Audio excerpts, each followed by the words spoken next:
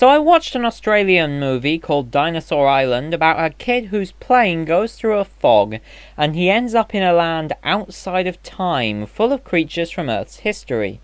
And to survive, he teams up with a young paleontology student called Kate, who appeared in the land from 1955. There were things that I liked about this film.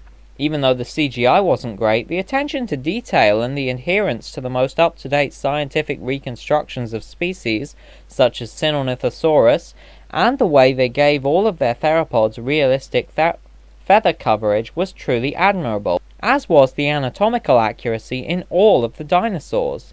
The music was great, and I really loved the designs of the fungus monsters.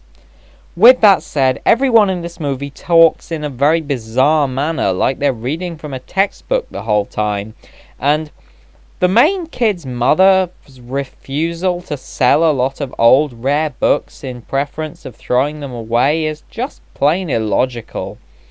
Kate also gets a Nobel Prize at the end of the film for demonstrating that an extinct group of myriapods is in fact not extinct, which is a ridiculous thing to get a Nobel Prize for, especially when a splat mark on a book is hardly proof, is it?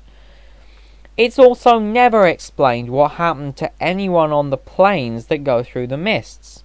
We see that they disappear unless they have a crystal, but it's not explained if they actually die or if they're transported or what happens to them. The main character's priorities are also just plain weird, like how instead of questioning where the plane went, his first question is about his crystal. And the concept of a Sinornithosaurus scaring a T-Rex is just stupid. Parts of this film also felt like they were trying to be a documentary, so it needed more Nigel Marven. They even cast a guy who looks like Nigel Marven as the protagonist's dad, so why not just get Nigel Marven?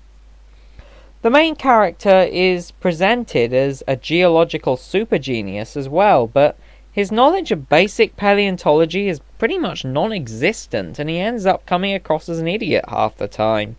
So 3 out of 10 overall. I, as a geologist and paleontologist myself, do not recommend this film.